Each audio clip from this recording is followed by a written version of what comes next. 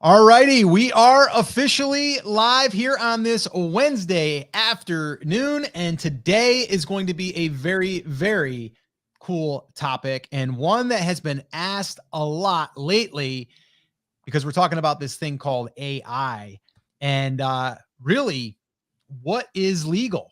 What are we allowed to use? Are we allowed to create digital art using AI for our designs for print on demand, and can we sell them?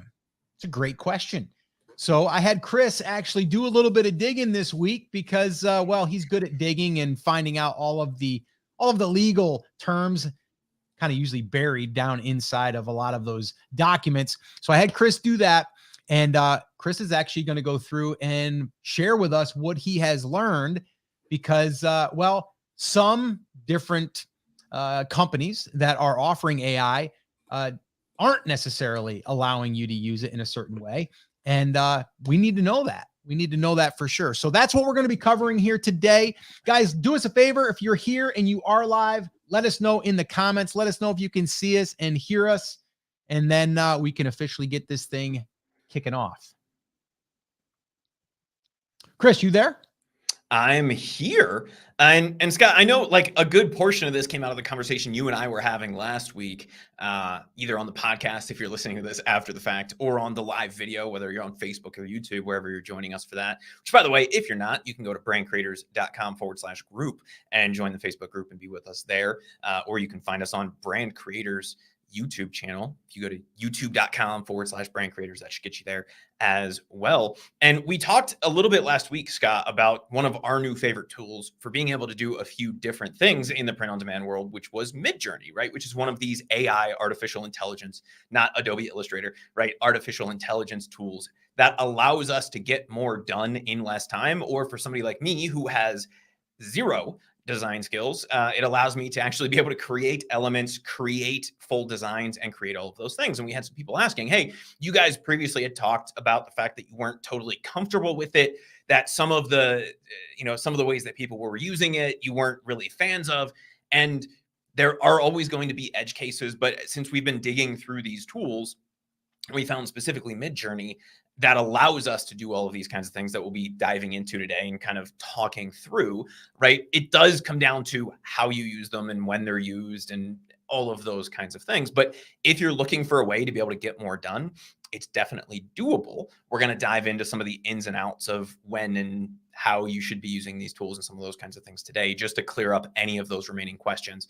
But these are definitely tools. And again, it depends on the tool. We specifically are fans of Midjourney right now, and we'll dive into some of the reasons why as we get further in here. But these are things that can be used in your business, generally speaking. It just depends on how and when you're using them. And if you're looking for a way to come up with something that you can't find otherwise, they definitely have a place in your business. Even right now, as we're kind of wading through the gray area of up and coming technology versus US or UK law, which is not the world's sexiest topic, but it's definitely something that we need to talk about. And Scott, I'm sure you know, law is almost always behind technology. So we'll be diving into some of the reasons when and how and all of that fun stuff as we work our way through the material here today. Yeah, and I will say this. I mean, one of the main reasons that we decided to share this topic was also because we're getting ready to do a workshop this weekend, actually, depending on when you're listening to this and watching this. And I believe that is March 11th, Chris. Is that the Saturday? Yeah. So if you're watching this or listening to this after the fact, you can still go through that workshop. It will be a recording, but this weekend we are going to be teaching what we have been learning and what we've been discovering. And that is what we're calling our AI pod design workshop, which we're going to walk you through how to create elements for designs, how you're going to be able to create full designs, and how you're going to be able to create mock-ups for your Etsy listings.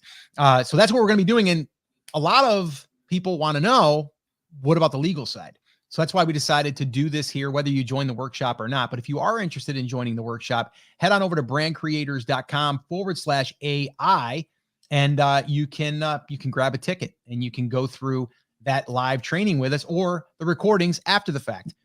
We wanted to create this because we've been deep in the weeds with AI and really testing out a lot of different softwares out there that are doing it. And I will be honest, there's a lot that are not that good yet. Maybe they'll get better. But it's pretty interesting because I was doing a little bit of research on a few different ones, and that's why we landed on Midjourney. And it's been really, really just way better, in my opinion. And that's the one we're going to be using and teaching with this weekend. So if you're interested in joining us, head on over to brandcreators.com/AI. You can get all the details there. With that being said, Chris, why don't you take it away? I know that you got everything kind of laid out for us and kind of walk through. So why don't you go ahead and share your screen and get us rocking and rolling? If you guys have any questions about this, about anything with the AI, with the design, with print on demand, any of that stuff, drop them in the comments. Whether we are able to answer them here on this recording or this live, we will do it after the fact. So just put them wherever you're listening right now or watching in the comments. That's on Facebook, YouTube. If you're listening to it on the podcast, you can always submit your question at support@brandcreators.com, and we may answer that on an upcoming live session. All right, so go ahead and do that. So Chris, why don't you kick it off? Yeah. So Scott, let me know that you can see that, okay, and that's showing up full screen for us. Yeah. Because what we're talking about, super sexy topic, right? Is it illegal to sell AI art designs? What are some of the legal implications? What are some of the things that we need to talk about, especially if we're talking about for Etsy, for print on demand, something like that, right? And so the question becomes who owns these and what's going on. And before we get started, I just want to make sure that everybody knows, and I knew Scott would get a kick out of this, that neither of us are attorneys. However, we both have the skills to use AI to make ourselves look like one. So in this case, what I did was I just went to Midjourney. I uploaded a old photo that I found on Facebook of me. And I said, can you make me look like a middle-aged attorney? And this is what came back. So that is proof that we can use AI to make us look like attorneys, whether we are or not. But you don't have to be an attorney to understand the basics of these things. And some of the very specific questions about if I use this percentage and all of those kinds of things, even attorneys don't necessarily know, but we can give you the rough guidance. And by covering the three things that we're going to be covering here today, you guys are going to really have an understanding of what are the do's and don'ts to make sure that you stay protected with something like this. So what we actually are going to be covering is three different pieces, right? The first is it even legal to use AI to create art, right? Are we just stealing from other people, or is this something we can actually do? And then if it is legal, right, who owns it? Do I own it? Does the original person that it took, the eyes from, do they own it? Does Midjourney themselves own it? And then if I own it, can I then turn around and sell it? So we're going to cover all three of those things as we're diving in. And like Scott, like you said, if you guys have any questions about this along the way, make sure to ask them, because this is sort of a nebulous topic, right? It's not go here, click this button. I know there's going to be some things that come up, and our general guidance on that is if you have that question and you're brave enough to ask it, there's probably 10 or 15 other people who are watching or listening and have that same question, but didn't have the chance or didn't have the ability to ask it. So make sure that as we're working through this, that you ask any questions along the way. We'll save a little bit of time at the end. So the first thing is it legal? And the two arguments that you typically hear against using AI for anything, but specifically for something like a print on demand business is, well, it's cheating because it doesn't involve any skill, right? So Scott, I want to address this because this isn't really a legal argument, but it's more of an argument that I hear from designers. Specifically, somebody like my cousin who is a professional graphic designer, teaches graphic design, right? They say it's cheating because it doesn't involve any skill. And that's not really a legal argument, but it's more of like an ethical or a complaint, really, right? Yeah, And so yeah. would you say it's cheating to buy a doghouse that's pre-built versus making one because you have zero carpentry skills, right? Either way, you end up with a doghouse, right? And so even though we might be not giving our local carpenter quite as much business because we're buying a doghouse on Amazon and just putting it together with pegs and glue or whatever, right? It's not really any different. So the it's cheating argument doesn't really fly with me, because just because I don't know how to go into Adobe Illustrator and make something look pretty doesn't mean that I can't create art, right? There's literally art that sells for millions of dollars that is a blue painted canvas. And Scott, I think you've seen this. It's probably even called Blue. And somebody just took a canvas and painted it blue. But because they're a famous artist, right, that is now art, and art is subjective. And so to me, that's no different than me creating something using AI, right? Art is subjective. And so it's not really cheating. And quite honestly, it does involve a good bit of skill to get good things back, at least at this point, from AI. So let's kind of ignore that for just a second. But the second one is it can't be legal because it's built from other people's work, right? And so this is the one that has a little bit more of a leg to stand on, but not really. If you guys aren't familiar with how these systems work, we're going to get kind of nerdy here for a second, Scott. And I don't know if you know how these systems are trained, but essentially what they do is they take millions and millions of images and they then break that down into individual pieces of code. So the easiest way to think about this is if we go back to that blue example, right? A computer out of the box doesn't understand what blue is. It doesn't understand the concept of blue. It doesn't understand that a color is a thing, right? And so what we then have to do to teach a computer what blue is take thousands or millions of pictures of something that is blue and tell the computer, this is blue, this is blue, this is also blue, right? Until it starts to understand and is able to identify what blue is. And if you guys have ever gone and filled out one of those stupid capture things where it's like, select the stop sign, guess what? Yes, that does help protect forms, but that's also teaching computers what a stop sign is, right? That's literally the point of those things. It helps secure a form, but it also lets a computer start to learn in the background and be able to identify a stop sign or traffic lights or crosswalks or whatever it is that it has you do when you fill out one of those silly things, right? And so what is the exception? If we're taking a photo that somebody else took or we're taking a Michelangelo painting, how is it that we can use a portion of that in this algorithm? Well, first of all, it really comes down to what is called fair use, right? And so there's a bunch of exceptions to copyrights and trademarks, but fair use is the big one. It's also the hardest and most complicated to understand because it really depends, right, on what is and what isn't fair use. But essentially, we're talking about taking the minimal amount, right? So in this case, if we trained it on 1 million images and one of those happens to be a Picasso, that'd be 1/1,000,000th of what this thing is trained on, right? So we're using a very minimal amount of that. And we can't get that Picasso back out, right? So the way that these are designed is actually they take that Picasso and they break it down into code so that you can't actually then take that Picasso back out of Midjourney or OpenAI's DALL-E or any of these other programs, right? And so what this comes down to is what's the fair use and transformation exception to copyright and trademark.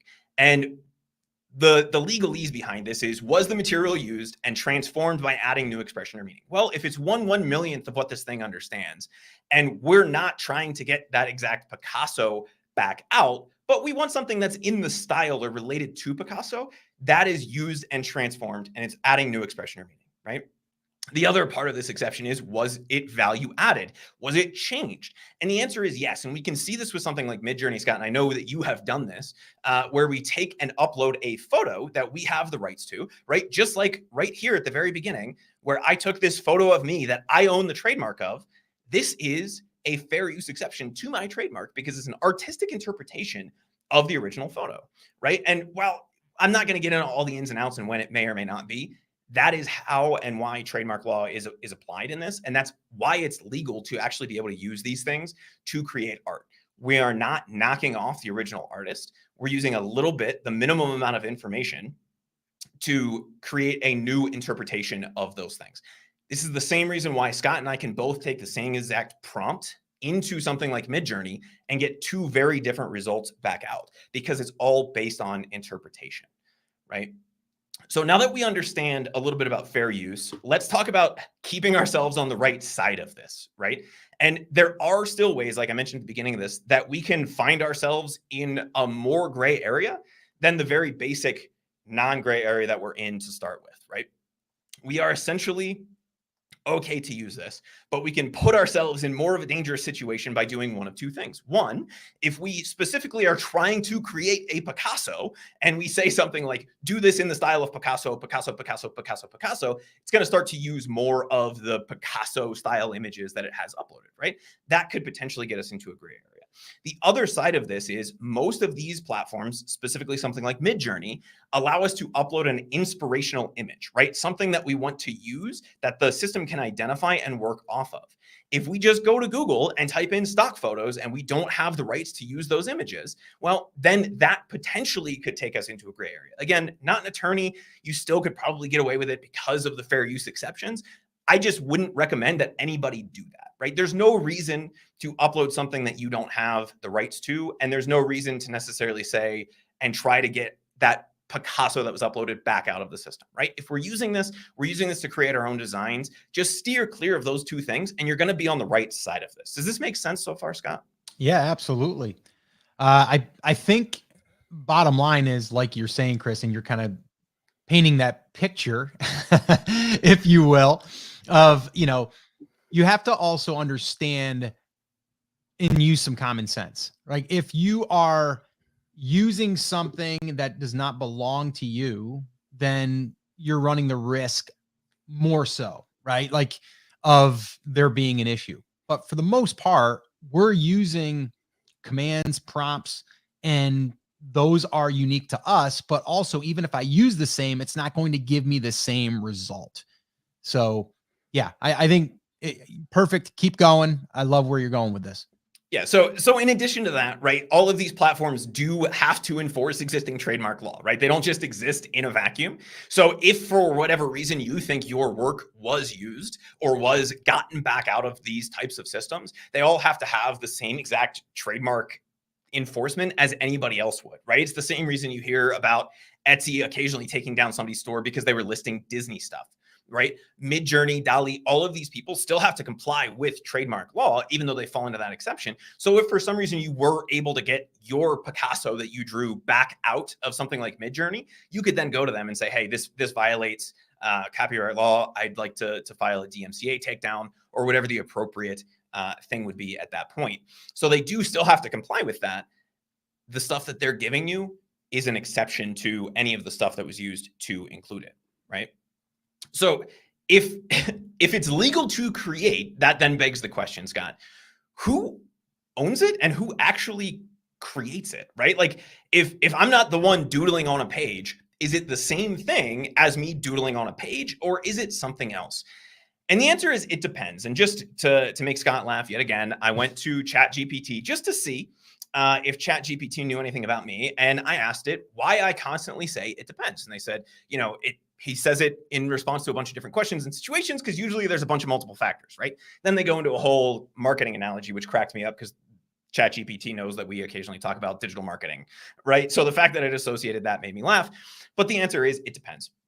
And it depends on three main factors. The first is which platform is used, right? Some of the platforms, including Midjourney on their free plan, and if you create any images publicly, right? So if you just go into their main feed and you create images, they own some rights to those images. It also depends on the platform itself, right? DALL-E has a different agreement than Midjourney. Midjourney, generally speaking, they say we share the ownership rights of that, right? The third thing here is, was the work entirely created by AI? And this is a court case, Scott, that came down, I believe it was about 2 weeks ago, as of the time of recording this, about a comic book where the art was completely created by Midjourney specifically. And essentially what the court decision said was the work as a whole, so the comic book, you can have the copyright on and own. The images you can sell, that's fine. But if somebody wanted to take that image from the cover, just the image, not the text, not the entire work, right? And they wanted to use it because it wasn't created by a human. If they had a way of getting that original image, then yeah, they could, right? So you own anything that you compile with AI and you own anything that you create, but you can't necessarily trademark or copyright a compilation the same way that you could if you hand drew all of the elements. So if we hand illustrated this comic book, we would have the rights, right, to resell it, just like we do here. And we would have the rights to trademark and copyright and prevent that image from being distributed in any way that we didn't like. In the case of something like AI, currently, we can sell it, we can distribute it. But if somebody wanted to take that image and put it on a t-shirt, they technically could do that, right? And so where that kind of leaves us is in kind of an interesting situation in terms of the ownership of these images, right? If I use Midjourney to create a compilation to put on my t-shirt, right? I can sell it. That's fine. I can put it on that t-shirt. But I don't own a copyright or a trademark to it the same way I would if I created it inside of Adobe Illustrator, for example. Right? If, however, I go into something like Midjourney and I create the barn and the chicken. And then I use something like Canva to put them together into that image that we see in the bottom right-hand corner, which is just a barn or a chicken standing in front of a barn, which is the same thing I asked Midjourney to create to begin with. Then I have more ownership and more ability to trademark and copyright that, right? And so if it's possible for somebody to find that image in Midjourney, and could they also put it on a print-on-demand t-shirt on Etsy? Technically, yes, right? But if we compile those different elements and then create that, that then becomes no different than anything else that we would create. Does that make sense, Scott? Either way, we have the right to it. It's just how open that right is for other people to potentially use. Does that make sense? Yeah, no, it makes 100% sense. And, I think to your point, like we can create full on designs that were created from AI. And technically, we have some ownership in that because we've created it with our own prompts, and like you said, like millions and millions of data points that are being thrown out there and kind of brought together, which I don't really understand how that all works, but it does it, right? And then we have ownership of that because we created it with our hands, but yet we didn't draw it, right? It's kind of like someone with that paints with an iPad, right? Well, someone might be a good painter there, but might not be as good a painter on paper. But they choose to use that. So they're using technology to basically take what's here and put it here. Now, if you don't have the design skills, but you have like a decent eye for what looks good, then you can somewhat create that, right?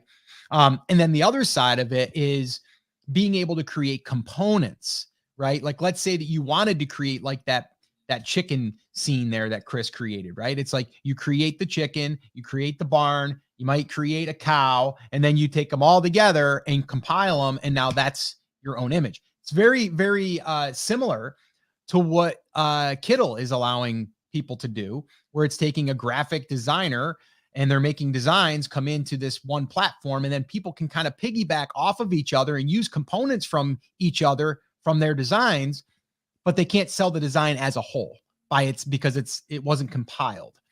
So yes, I think it's great. And I think also just to kind of like you did there, Chris, in your picture, in that little slide with you as the attorney, we are not attorneys. So what we are saying is just what we are interpreting from what we're reading and what we're seeing and all of that stuff.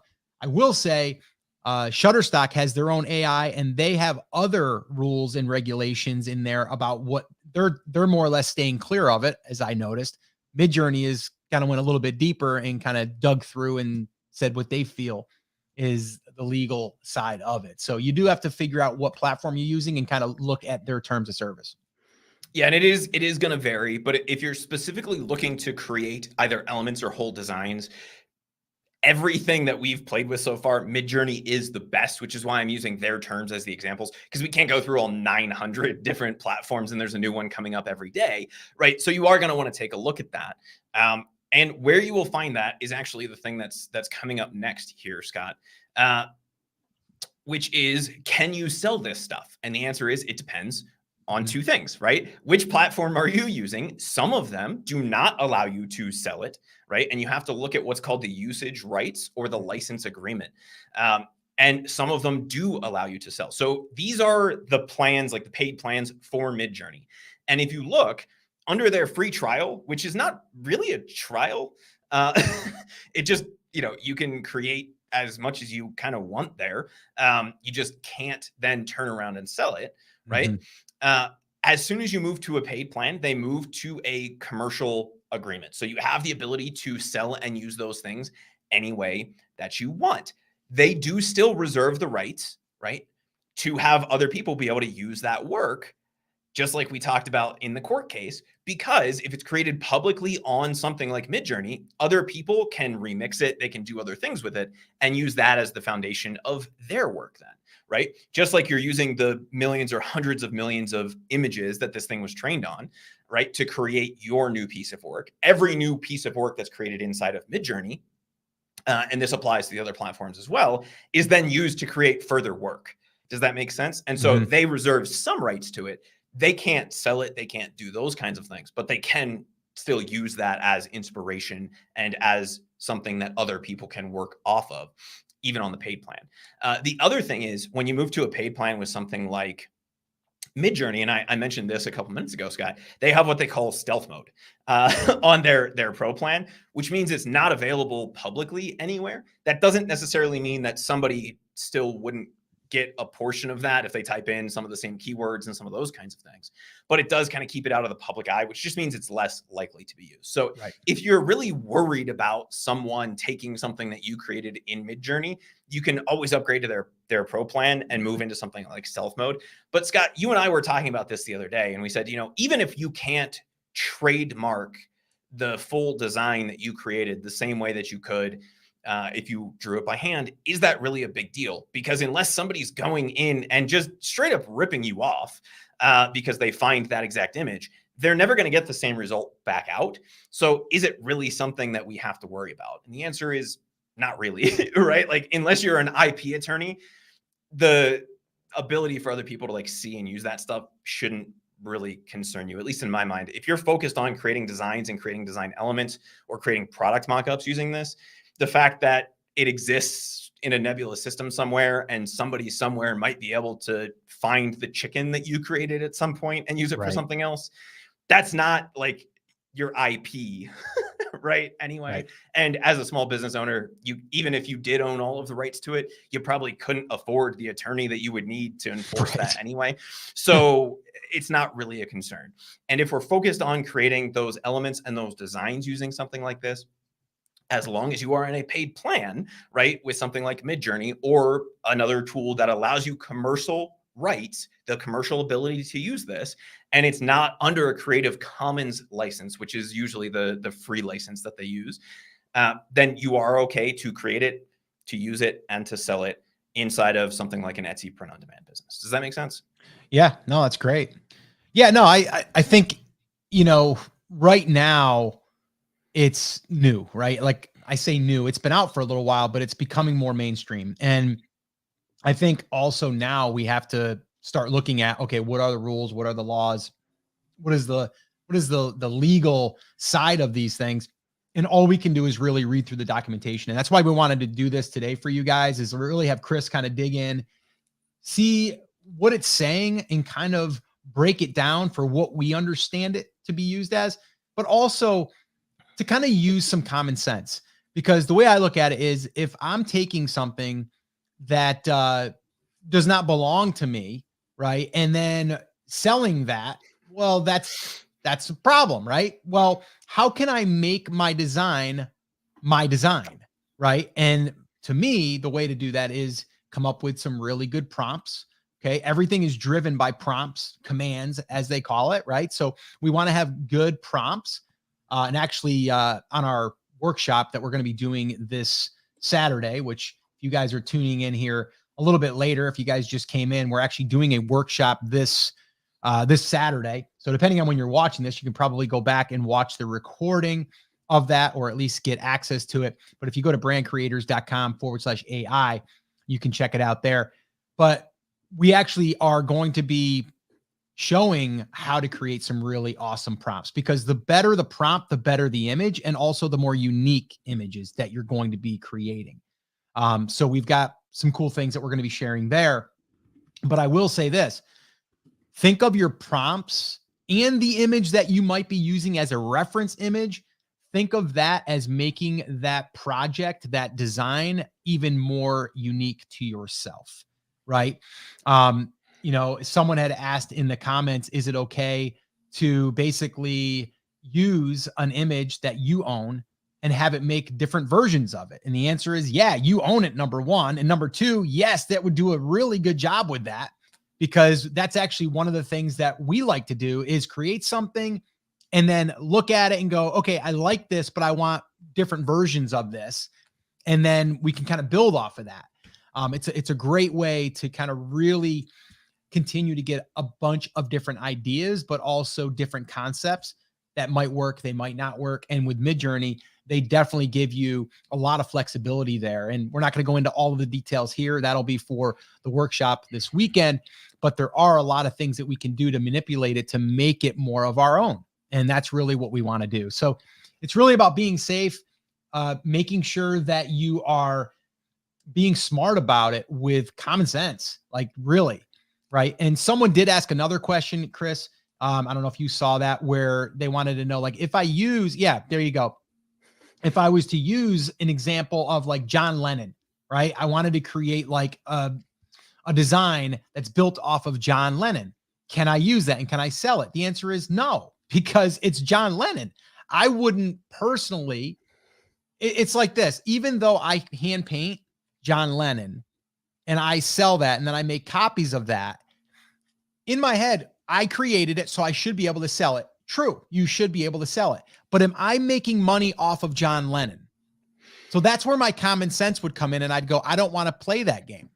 And that's where common sense versus the law versus the way that the law is written comes in, right? And this is a great example of the grayest of gray areas. Technically, if I were to take a photograph, and I don't know how I would do this because he's dead, how I would take, I take a photograph of John Lennon. I own the rights to that image, even though it's of John Lennon, right? And you saw this happened back in 2009 with Barack Obama. You remember the Hope poster, Scott? Yeah. There was a big lawsuit over that because it was just a random image of Barack Obama that they then did a little bit of transformation to. And technically, the original artist does own the copyright for that. So if you had an example of John Lennon, right, like you took and owned the rights to that photo and then created an artistic interpretation of that, technically, could you get away with it? Yes. Should you be using this to create those things? Probably not, right? And that's an example of where you feel comfortable versus where the law allows you to be. Is it legal? I would say 9 out of 10 trademark and IP attorneys would tell you that it is legal. But and Scott, I don't know if you've heard the phrase, but you can have 3 attorneys in a room with 4 different opinions, right? And so it just comes down to where you feel comfortable and what you are doing. And so to that question and can I upload something? If you are uploading anything to Midjourney, and this is buried in their terms of service, but they assume that you have the rights to it. If you don't, then you violated the terms of your agreement with Midjourney, and therefore you're not protected by any, any of the terms of service anyway. So, you're going to get thrown under the bus by Midjourney in that lawsuit if it ever comes up. They're going to say, well, it's not up to us to determine whether or not they have the rights to that image to start with. So if you do, can you make variations of it? Like I did with my photo? Absolutely. Why anybody would want that original image? I do. I want to hang that in my office. I know. You're going to have a canvas that's going to show up here in the next few days. Now, let me say this, Chris. So, okay, let's say you're right. And let's say that you have a John Lennon picture that you painted yourself, and then you're able to sell that. Okay, cool. And then you make copies of it, or you put it on a t-shirt and you sell it, mass sell, right? You're selling. Let me ask you this. I go to Disney World. I draw and I paint the castle, and then I sell that castle, and then I put it on shirts and I sell it. Do you think that Disney's going to have a problem with that on Etsy? And again, that comes down to, right? Is it legal? Probably. Yeah. Can you afford a better intellectual property attorney? Yes. The corporation of Disney? Yep. Probably not. And if you can, send me an email at support@theamazingseller.com or support@brandcreators.com and hook me up with your discount IP attorney, because I'd like to just have him in my back pocket, right? And it's, Scott, you and I were talking about this. The way that I like to think of AI is as an employee. So could you ask an employee to do something, and would you feel comfortable doing that? And I said, look, if we went to an employee and we said, hey, graphic design employee, can you create me a chicken that I'm going to use to sell on a t-shirt? They would say yes. If we went to them and said, can you copy the chicken from Chicken Little, where Zach Braff plays the voice of Chicken Little? We want to use that. Would that be legal? No. Right? And if your graphic designer did steal that, they just went to chickenlittle.com or wherever, that you could get those resources, and they did that, your employee would be stealing that intellectual property, and you using that would be doing it. So it's not just whether it's legal or not, it's also the intention behind it and whether you would feel comfortable asking a human being to steal that for you. And if you don't feel comfortable asking a human being to steal that for you, you shouldn't be trying to ask the AI to steal that for you. Does that make sense? Yeah, no, to me, it's common sense and kind of like what you feel comfortable with. Like, I personally would not want to be selling, like, I would not want to be getting sales off of like a popular movie or, a popular comic book or like something like that, because I know that there's a potential that I could get in trouble for that. So I just wouldn't want to do it. So Anthony, and I almost included a slide on this. Anthony over on YouTube said, "I find it funny, but art like Andy Warhol's is that exact same thing." Anthony, you might not know this, but there is a Supreme Court of the United States case right now about Andy Warhol taking a photo of Prince and making it an Andy Warhol painting. And it has gone to the US Supreme Court because a circuit court said that is not fair use and is not transformative, right? Now, it's Andy Warhol, that's his style. According to all of the guidelines, technically it is, but that's actually an open question right now. Literally, it's in front of the Supreme Court of the United States as we speak. I don't think they've ruled on it yet, but I think they accepted it in October of 2022 about whether or not that specific thing where he took a photo he did not have the rights to and did it, versus like the Campbell's soup can. And this is the difference, right? A Campbell's soup can, the design of that can be trademarked, but he created an artistic interpretation of that by painting the soup can, right? With the photo of Prince, he just applied like his Andy Warhol color scheme, four corners thing to it. So is that transformative enough? And that's the question.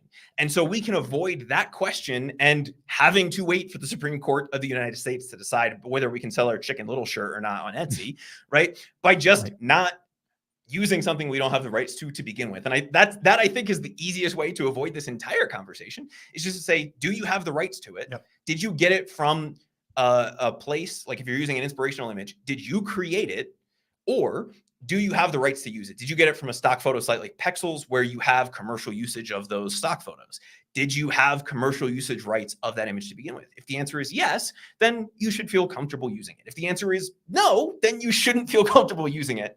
And that can kind of knock out that entire conversation. Yeah, I think it comes down to common sense. Once again, it's what I was kind of raised on myself, is common sense, your morals. Like, what do you feel is right? What do you, what are you comfortable with, and what are you going to sleep well at night? If you're building your business off of, images that you feel are not yours because you didn't actually create them, because you are kind of capitalizing on a brand name or, something that's very popular out there, then, that's a judgment call for the individual. I personally would not be comfortable with that. So, yeah. So, all right, cool. If you're creating it by typing in the prompt, then feel comfortable using it. Yeah. If you're not creating it, right, you're taking something and mashing it up.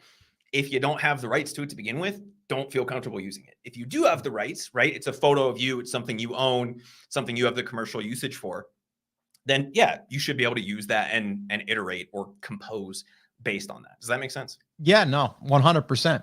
So guys, let's answer a couple more questions. If you have any more, drop them in the comments. I know this is a hot topic. Everyone wants to know, like, what is legal, what isn't legal. Also, let us know, was this helpful? Was this valuable to you? And if it was, smash the old like button. Give us a little bit of love. We'd appreciate that. If you're on YouTube, if you're on Facebook, if you're listening on the podcast, you can go leave us a review over there on iTunes. We'd love that.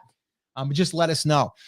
So yes, if you guys have any other questions, we did have one here from Adam, and this is a good one. This isn't really on the legal side or anything, but it's, can we talk upscaling?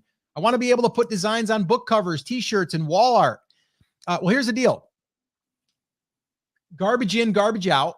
That's the old saying, right? So if you're not telling it to give you a high quality image, you probably should be putting that in your prompt. And there's some cool things you can do. Put in there 4K, HD, HR, like all of the different high res, like everything like that to try to get you the best quality. But then also it's depending on what tool you're using. So Midjourney does have a pretty good upscaler themselves. And I believe it's like maybe like 2000 by 2000, which doesn't sound like that much, but if you're creating not an image necessarily, but more of an artistic thing, or even vector graphics or things like that, they're going to be more dense colors. Those are going to be easier to upscale. But I would say, I mean, for us so far, we've been just taking the high res out of Midjourney. From there, we're bringing it into Canva. And then from there, we're upscaling it in there and then exporting it out of there. And that seems to be working. Now, I do have Photoshop. Photoshop can do it as well. Topaz, I know people have been mentioning Topaz. I've used Topaz for years. I've had plugins for Photoshop. They have a great upscaler. It's about $100, I think it is, for the year, maybe $150. So depending on what you're trying to get out of results, you need to determine what the high res that you're going to need.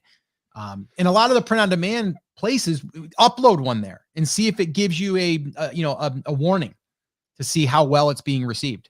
Yeah, Printify will tell you if it's not a high enough resolution for whatever the object is. And I know, Scott, you did a YouTube video last week where you showed a design, right? Mm-hmm. And there's a difference between elements and total designs, because a full design is still 2048 by 2048. Whereas that chicken element that we looked at, I can also export that as 2048 by 2048, right? And so scaling, meaning making bigger, versus upscaling, which is making more detailed, if that makes sense, is a little bit of a conversation. And so if we said, create this entire scene for me, and I'm looking out my window right now, and I said, I'd like a realistic looking photo of the Andes Mountains from, the hills of Savaneta, right? Whatever that is. And it gave me that. And I wanted to blow that up and put that on a 20-foot canvas, right? It's going to look like hot garbage.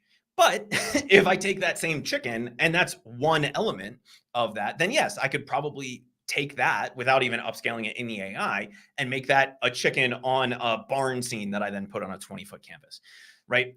Something like Topaz is great if you're trying to make the image a higher resolution. And so if you are going the full design route, right, and that's something you want to put on a very big object like a blanket or a 20-foot canvas. I'm just going to keep using a billboard as an example because it's ridiculous, right? If we were going to blow that up and put that on a billboard, we would need to make that more detailed. We can do that using something like Topaz. There's also upscale.media, which is available for free, I believe. And that's kind of on my list of things that I wanted to talk with you about today anyway, Scott, because I've been using that for some of the full images that we're exporting. And you're able to upscale, I think, 4x. So it makes it 4 times more detailed. And then if you needed it at a certain DPI to print, you would be able to do that. So you can take a 2048 by 2048 image and make it 8 times bigger without stretching it, which is what happens when you put it in something like Canva, right? So you're scaling up the detail by adding more pixels. You're adding more dots to the image. And what a program like Topaz or Photoshop or Upscale.media allows you to do is it just knows, like, it's like, okay, this is a black line. So if I need to make this 4 times bigger, this pixel's black, this pixel's black, this pixel's black, this pixel's black. And you can lose a little bit of detail in some of the really fine things like lines, but it's not that big of a deal. And you can do it for free if you're trying to take out the entire design. You can almost entirely avoid ever having to use that if you're creating elements. It only really becomes a problem if you're trying to export the entire design as a whole. But even still, before you look at something like that, and I know you uploaded a design in a video last week to Printify, and somebody in the comments said, there's no way that this would look okay on a blanket. Well, you have to remember, it's just the small center section of the blanket, right? We weren't stretching that design over the entire blanket. It was kind of right in the middle. So even at 2000 by 2000 pixels or whatever it was still detailed enough at that size that Printify said, yeah, we can print this at 300 DPI or whatever it was without having to worry about it. If we got that error, then we could upscale using something like Topaz, Photoshop, or the other one that I just mentioned that I cannot remember off the top of my head, Upscale.media, right? And we can make that a more detailed image if we have to. Does that make sense? Yeah, no, 100%. So, okay, moving on here. I got another question here. What are your thoughts about taking an original source and then asking it to recast in a particular style? Example, I take a photo of my cat, want to redrawn into the style of Van Gogh. I love this question, Chris. And what's your thoughts on that? I would, and somebody else had asked something similar. I would probably avoid the in the style of. For myself personally, do I think it violates trademark law or copyright law? No. Would I do it personally? Also, no. Just because I don't want to have that extra little thing just in case anybody decides to come after me. Now, with somebody like Van Gogh, who's been dead and gone and earless for quite a while, is there anybody that actually owns the rights to his images still? I don't think so. And since his artwork is all owned by different museums all over the place, would that be as much of a problem as somebody like, say, Andy Warhol, right? Who clearly still has, or his estate at least, has a vested interest in what's happening with his work, right? You could do that, but you can also just ask it for the style that Van Gogh used. And this, I think, Scott, is what most people don't understand. Like, no art is original, right? There was no one person that was like, I invented painting, right? At some point, maybe in a cave somewhere, but everything else is iterative. Just like Midjourney takes every piece of art that's ever been created and creates new art out of it. So what you could do is sit down and think about the style of art that Van Gogh created, right? And I'm not an art history person. And I know, was he dots or was he lines? I'm trying to think. He was a post-impressionist, right? And so what you could say is post-impressionism, right? Which is the style that Van Gogh uses. And then you don't have to worry about it being tied back to the specific artist. Does that make sense? Yeah, no, I like that actually. So you're like, okay, what style, without saying it's his style, or what method, I guess, would be, what method is that? Like, is it chalk? Is it watercolor? Is it, whatever, colored pencils? And if that's the case, then you're kind of using what they use, but you're not saying, I want it to look like his. So yeah, I like that. All right. Yeah. And Tommy said Van Gogh's paintings are part of public domain, right? Great. But let's apply that to another artist who might not be, right? Yeah. We can say post-impressionism, surrealism, line art, splatter painting, right? Multicolored panel art, right? I don't know what Warhol would be considered, but like, just come up with a style. And a lot of times you'll find that it comes out fairly close to what you want. Ryan asks, you guys may have touched on it, but what's your point of view on using public domain artwork, classical paintings that are 90 plus years old? So if it's in the public domain and you have the ability to use it commercially, right, then you could upload it. And again, it comes down to how comfortable you feel with it, right? So if there's a painting that's in the public domain of George Washington crossing the Delaware, and you want to create an iteration of that, not like a dog portrait version, but just an iteration of that, right? Do you feel comfortable with that? Legally, you are probably in the clear. Again, not a lawyer. Midjourney can turn me into one, but it just comes down to how comfortable you are with it. I probably would only be using that for inspiration. So I would not be saying, create, instead of George Washington, make it Erwin Rommel or whatever, right? Like another historical general, make it General Patton crossing the Delaware. I probably wouldn't do that. But you could use it and say, give me something with similar colors. You could use it in that level of inspiration. And I wouldn't have to worry about it. And Shannon said you can't copyright a style, so it's not illegal to use a person's style. It might not be especially ethical, though. And that's kind of my point, right? Yeah. Good point. I don't want to be the person arguing over how many paintings were uploaded of this person so that it then took their style, right? Because me asking it for their style isn't technically, like, their style itself isn't copyrightable or trademarkable, but it would be how many little individual portions, how many bits of their painting did it use to make that? I don't ever want to be in a position to have to argue that in court. I've seen patent attorneys argue over the definition of the word inside. I can't imagine what trademark attorneys would do with the word style of, right? But it's hundreds of thousands or millions of dollars that I have zero desire to ever play around with. And so I would just use the name of the style. Instead of saying Van Gogh, I would say post-impressionism, or whatever the style is that you're going for. Just avoid it entirely and use the name of the style. And chances are Midjourney is going to understand that, unless it's a really obscure, like, Japanese artist from the 4th century or something like that. All right, cool. Robin had said, AI image enlarger does 8X. I have put it on a blanket and it looks great. So cool. Thanks for sharing that, Robin. That's awesome. Any other questions here? What are the best websites to find public domain images?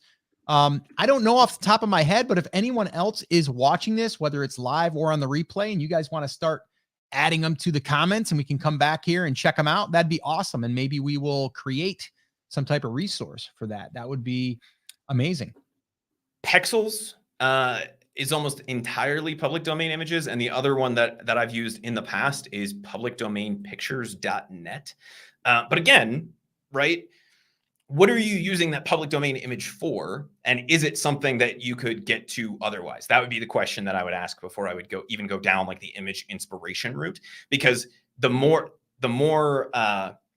inputs that we put into the system, right, Scott? You mentioned a couple minutes ago, garbage in, garbage out, right? The more pollution we put into the system by introducing things, the more complex this gets. And yes, technically you have the rights to use public domain images, but how comfortable are you with it? And can you get there another way? And I would also say, like, depends on like what the public domain image is, right? Like you said, if it's George Washington, like it's a specific person or it's a specific place, and you're trying to sell that place versus you just taking a concept and saying, like, I like, so for example, if I like a certain mock-up image and I own the rights to that because it's commercially available and I own the rights to it and I want to just use that for inspiration for more of that, then what, I can do that. But I'm not taking something of Disney and saying like paint this in the style of Disney, right? Like I'm not using that. So I think it just does come down to common sense. What are you comfortable with? And just use that, you know, your moral compass of like what you want to sleep at night with, and you know, like how many attorneys do you want to deal with if you ever have to, and how much money do you want to spend? Is it really worth it? You know? Yeah, and that's why I really like Shannon's comment here, Scott. And I know we talked about this a minute ago. She said you can't copyright a style, but it's a question of whether it's ethical or not, right? Right. And so it's how well would you sleep at night? And then if you did get hauled in front of a court, right? First of all, what the law is and how the law is applied are two very distinct things, right? And so let's say you get in front of a jury and they put up this whole thing that says, well, he clearly wanted Andy Warhol because he uploaded a thing of Andy Warhol, like an image of Andy Warhol that happened to be in the public domain. And then he wrote Andy Warhol, Andy Warhol, Andy Warhol, Andy Warhol, Andy Warhol, Andy Warhol. What's the jury going to say, right? They're supposed to interpret the law, but the very obvious interpretation, or sorry, they're supposed to interpret the facts, right, as applied to the law. But the interpretation of that is he wanted Andy Warhol, and so he got something that looked like Andy Warhol. That's I don't ever want to be in that situation. Does that make sense? So I'm just going to avoid that. And I'm going to say, can you give me this style of art? Can you give me post-impressionism instead of, can you give me Van Gogh? Can you give me line art? Can you give me a cartoon instead of Pixar? Can you give, whatever it is, Right. Even though the style isn't technically illegal to use, what's another word that we can use to get there? And that is a little bit more broad and interpretive. And chances are, like I did with that cartoon chicken, right? I got 4 very different looking chickens back when I did that. And so if you leave it more open, then you're actually more likely to get back a better result anyway, at least based on my experience so far. Yep, 100%. Fran says, I don't think it's a matter of ethics, but a matter of risks you are willing to take. Maybe. I mean, that's a different way of thinking about it. But yeah, I mean, you can say ethics, or you can say, if you want to take a risk, I think it's a little bit of the same, but yeah, I get your point. Let me see here. This one. What if you say inspired by inspiration can't be copyrighted? No, but you're using the inspiration of the trademarked thing or the thing that could get you in trouble. So it's kind of like you're saying, like, I'm inspired by that. I want you to create me something looking at that, and I want you to create something similar. So can that be interpreted as you are taking something and making it like that so you can capitalize on what's already been known? Probably. But again, are there active people out there searching for people violating their George Washington trademark? I don't know. You know what I mean? Like, I think that's kind of what it comes down to, too. Yeah. And, there's like a very famous painting of George Washington praying before the crossing of the Delaware, right? Like in the woods by himself with a horse. So if you just go to Midjourney and you type in George Washington praying by himself in the woods with a horse, are you directly trying to rip that off?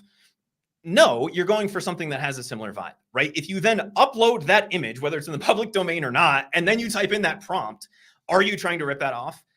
Yes, right? And while it might not be inherently illegal, it's a question of, to Fran's point, the risk you're willing to take, or whatever that ethical line is for you. And for me, I would just rather not even deal with that.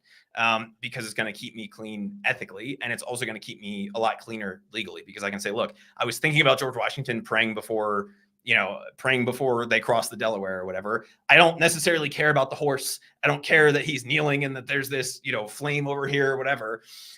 What I'm going for is just the vibe of that, because I really resonate with that. Okay, that's different, because it would be no different than me sitting down to paint something that made me feel the same way that piece of art did. Does that make sense? Yeah, no, I think we can keep going down the road of like, what is, legally, what are you able to use? Public domain images are supposed to be fair use, right? Like they're supposed to be, you can use those.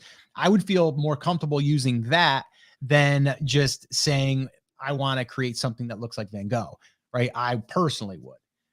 So I do think it comes down to each its own, but we're just here kind of giving you our thoughts. And we thought it would be a great live to be able to do an open discussion on this, which I think it has been. And I think you guys have brought up a lot of great points. And also a lot of you are actively using AI, which is really awesome and exciting. And I can't wait to see where this leads us, for sure. And Patty said the DC National Museum just released thousands of pieces of art, and the article states you can use it any way you want. I would sleep well. In that case, I would too, right? But it comes down to how we are using those, and if we're trying to create something almost identical, or if we're just like, that's a cool painting, I like the look and feel of it, let me see what Midjourney gives me back if I turn George Washington into General Patton and see what comes back, right? That's a different conversation. Shannon said, some of us care about ethics. And that it comes down to how well you're going to sleep at night, right? Whether it's an ethical concern, a moral concern, or a legal concern, right? If you keep yourself on the cleaner side of this and just think about it, rather than going to Google Images and downloading the first thing that is like, oh, that's kind of cool, maybe I'll use that one. We can keep ourselves on the correct legal, ethical, and moral boundaries without having to worry about it. We can all sleep like babies. Yeah, no, that's awesome. All right, guys, that is going to wrap up our live stream here. If you are watching this on Facebook or YouTube, go ahead and smash the like button if you've gotten value, if you've enjoyed this. That's what actually gives us a little bit of extra oxygen so we can keep doing these, and we really would appreciate it. And then if you have any questions or any suggestions for upcoming videos or lives, drop them in the comments as well. We're always reading through them, and we want to hear from you guys 100%. And I will give you one last little reminder here. If you are interested in really learning more about how to use AI and do it the way that's ethical and, honest and all of that stuff, we are going to be going through that as well. But we're going to be teaching a workshop this Saturday where we're going to go through creating unique elements, creating unique designs, and creating unique mock-ups.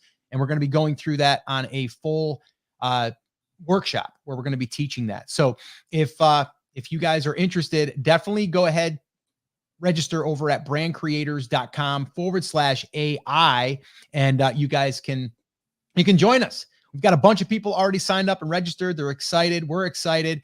And we're going to actually be creating some live AI designs on the fly, by the way. We're going to actually have our students, when we start, submit a few ideas for us to build off of. And then we're going to do it together, and we're going to see what we come up with. So that's going to be fun. So if you're interested in joining us, head on over to brandcreators.com/AI, and we'll see you over there. If you are watching this later, you can always go there and get access to the recordings. All right. So that's it, guys. Thank you so much. Appreciate you. Take care. Take action. Have an awesome, amazing day. And we'll see you right back here on the next episode. Take care, guys.